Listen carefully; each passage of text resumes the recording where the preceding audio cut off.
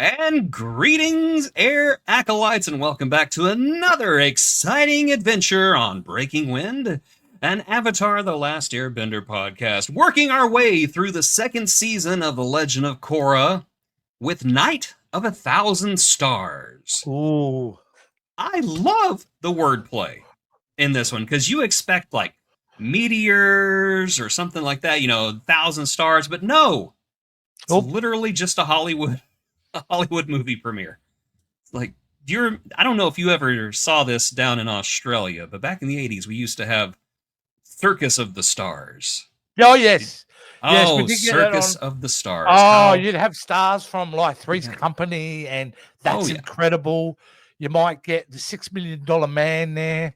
Got Lee Majors doing it. I always secretly hoped we got to see somebody's career end in a very messy way, but it never happened. No, it happened in long form. Yeah. I figure if you're doing that, your career hasn't got sustainability in the long term. It's kind of at your end of your career. Yeah, well, and we've got some of that here as well, because we got some careers that look like they're going to end in this episode. But let's talk about it right now. First of all, we open up with a little bit of a recap. Janora's spirit is stuck in the spirit world, and they got to get her back. And I hope you've had enough of Korra in this episode, because that's all we're going to see from her for a while. However, you want to know somebody we haven't seen in a while? Korra's daddy. And Daddy's making some moves. He's been busy. Oh yeah, he's been waging a war down in the south, and looking pretty BA doing it. I gotta say, he's looking really good doing it. He's very much a strategist, isn't he? Like the way he approaches his battle and all that. So I like him. Oh yeah, he has different approaches. I like it. Someone else who has not been very busy lately is Mako. Well, I don't know if you remember. He's currently in jail, and I don't blame you if you forgot, because I think the show did too. But Bolin visits his brother in prison and gifts him a movie poster, because he's it's so typical like him though. He doesn't know how to read the room, does he? He really doesn't. He does say something. He does tell Bolin, hey, we're brothers. I'm going to be here for you no matter what. Yeah. He just says it in a completely unhinged manner. But Bolin's got a little bit of a full head right now, because he's an up-and-coming mover star. He's the Chris Pratt of that universe. Yes, he is, only without the problematic behavior. Well, if you don't count giving his incarcerated brother a poster. But yes, they are having the world premiere of Nuktuk, Guardian of the South. They're having the new movie premiere at the... This is the Avengers Endgame of that series, this movie premiere. Yes, it is. It's all happening. It looks like Avengers Endgame material, but it's written by Josh Trank. So, yeah, take that as you will. Varrick is trying to sweet talk President Rillick? Was it Rillick? Yeah, I think Rillick. Yeah, Rillick.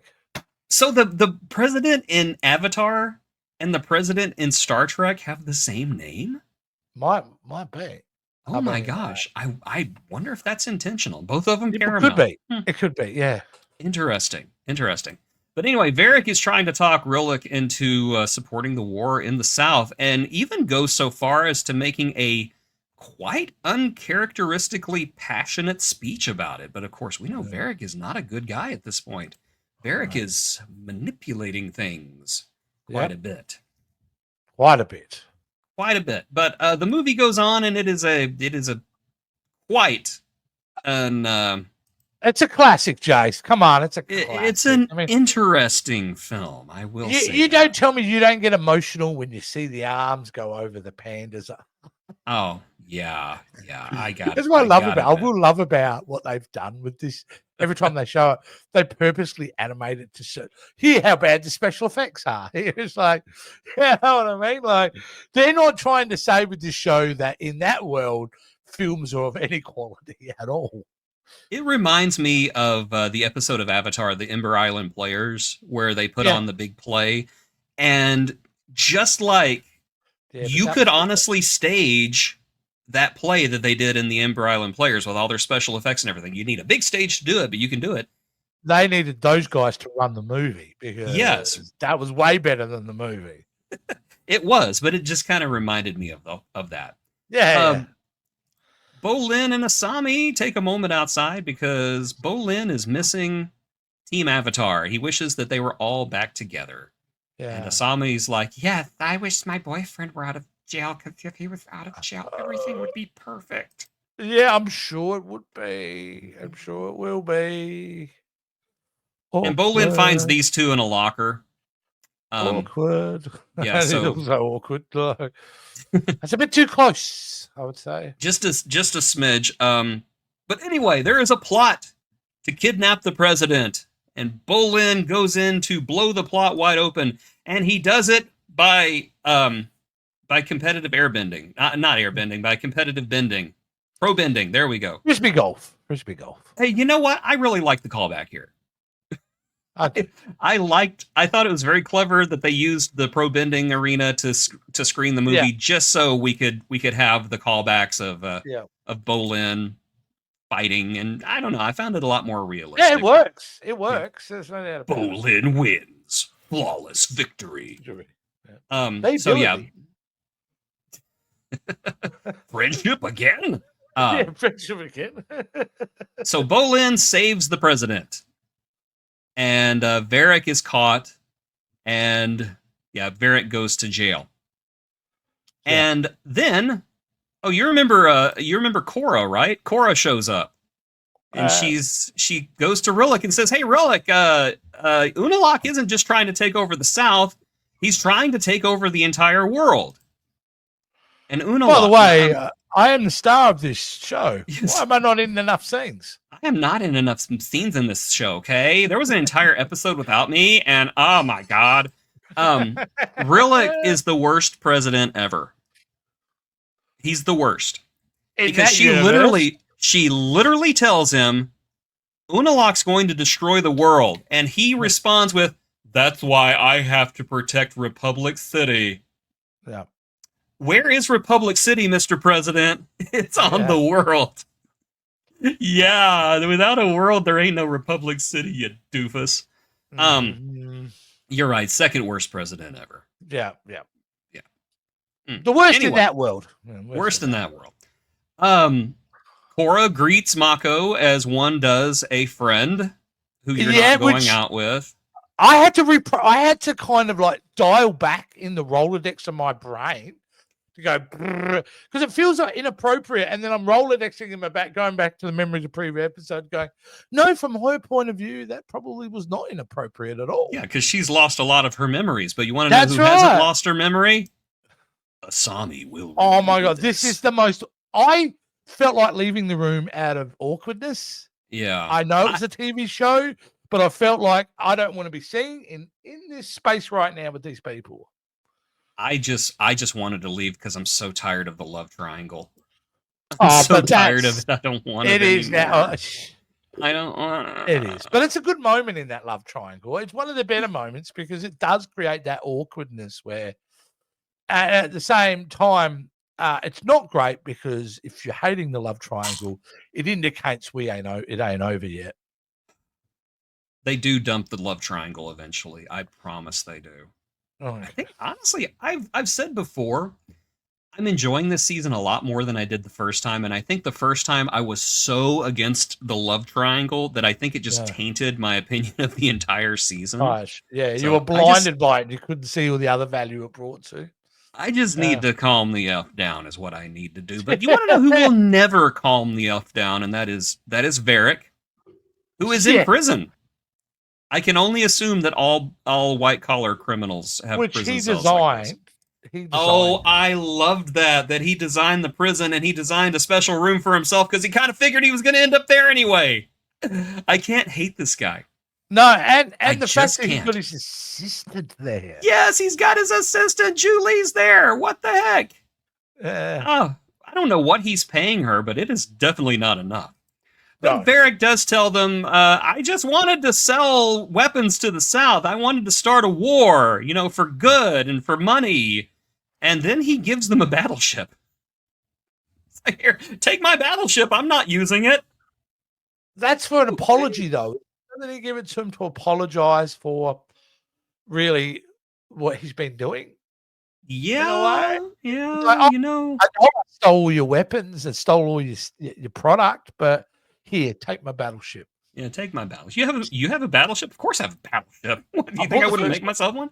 Okay, this is such a Tony Stark thing. I could see Tony Stark doing all this, designing a prison, putting a special cell in there for himself. I could see that. So Tony I mean, Stark, Elon Musk, whoever, dude. It's just yeah, like, this thanks, is mate. Tony. This is Tony Stark of the Avatar universe, and I'm just gonna call him Tony from now on. He's Tony like Varrick. bad Tony Stark, though. Is he more like Justin? Oh, he's Justin Hammer. Because No, Tony Stark's really, really good at his stuff, though. I'm gonna say no, just because I know where the series is going. Okay, yeah, you have that advantage of knowledge. You do. Yes, You do. I will say this is not the last we see of Varrick. He is a constant throughout the rest of this series. All right. Do you want to know what else is a constant? How much Unalaq sucks. What is it with this dude? Really? Come on, dude. Don't you just, I just want to punch him in the face every time I Yeah, see like- him. But as you said, that's how good of a villain he is. He has got he's some very unlikable. He has got some Gul Dukat level of punchability. Good thing Just- about him, he's not just evil. He comes across as arrogant, He's and so that as arrogant. well. And Yeah. that's great because you're creating layers. He's Yeah. not just a one-note villain. He's just like a villain you really want to, like you said, punch in the face. Not just Yeah, once. well, not just twice. Thankfully, Tarlok is here to punch him in the face, Yep. and nothing bad will happen. Oh man, Oh no. Tarlok is now a tarsicle. Okay, questions. He can breathe clearly because he can blink his eyes, right? So I'm it hasn't assuming kinda that they made killed like a him. little cavity. Yeah, in it there hasn't from killed him, it's just really entrapped him. Is that the belief here? Yeah, because he lets him I'm go hoping- a second later. He like punches through and like knocks him out. So yeah, I guess Yeah. it's just a way to, Just you know, a temporary holding thing. yeah, It's just I'm like, not you going to just kill chill you there because for a then minute, buddy. Korra will kick my butt. Well, I think that's going to happen no matter what. If I was betting, This is the face of somebody who gets into an elevator with you, farts, and gives you that look right before they get off at the next floor. yeah, they make eye contact. Yes. And they don't let it go. This is the face of somebody who double dips their chip and knows that you don't like it, but they do it What a anyway. sick son of a, you know what? This is the face of somebody who walks out of a Marvel movie and knows that they're going to say something spoilery as they walk by the line who are about to go in. Yeah, yeah, absolutely. This is the face of somebody who's going to wear a MAGA hat to Disneyland. Yeah. Yeah. So anyway, Yeah. just a Yeah. odious human being. Odious. Well, no, he's just like any adult that goes to Disneyland. So I'm in a weird kind of a. I don't know if I could trust Disney adults. They're starting to weird me out. There are things about all of them that are weirding me out. Sorry, I go to Disneyland all the I time. know you do. I'm just saying. It feels a little bit coldish. That's all I'm saying. I just finished watching Peacemaker season 1, and I see the butterflies as the villain, and I see Disney adults. I can make some correlation that I think there's a bug in your brain controlling you, or a little mouse, maybe. Too much. There's a little angry mouse back there at the back of my head going, "Get to Australia and take care of him." Go. No, I just like the haunted mansion. That's it. If I went, I could go to Disneyland and ride the haunted mansion and nothing else. Either way, he's a good villain. He's a good villain. He is. I don't know why you didn't like him as a villain. You sold this to me, Jason, as he was the worst villain. But I'm wondering now, when you meant the worst, you meant that more as that he's a douche rather than being not well written. This is the face of an Airbnb host who knows they have bed bugs but doesn't say anything about it. Mm-hmm. Yeah. That's the look of the face of the guy whose job is to make sure the ice cream machine is working at McDonald's. This is the face of someone who passes you on a highway and then slows down to the speed limit when they're in front of you. Yeah. Your turn. I'm out. I only had one. I didn't really line any up. Oh. I was trying to think of one then. I'm going, I can't say that. We'll get blocked again from YouTube. So. But he's I like him. No, seriously, like he's a good villain. So, like, this is the face of someone who knows they're not going to support us on Patreon, even though they enjoy all of our content. But you don't want to be like Unalak. No, you want to support us on Patreon. So absolutely. Be the thing that Unalak is not, and go underneath us and check out the video description below. And yeah, support us. You can also become a YouTube channel subscriber. Support us that way. Either way, you get this stuff early. Unlike Unalak, who does not get anything early, but begs you for the link just so he can watch it. But I would say Unalak has the look on his face of someone who jumped on and became a Patreon member early and is enjoying the fact that from here until now, until he one day gives up on us, we'll be able to access content before anyone else. That's right. That's right. This is the face of someone who becomes a Patreon and then immediately unsubscribes. Yeah, absolutely. So don't be like Unalak. Don't be like Unalak. Let's get out of here. I don't know. Okay.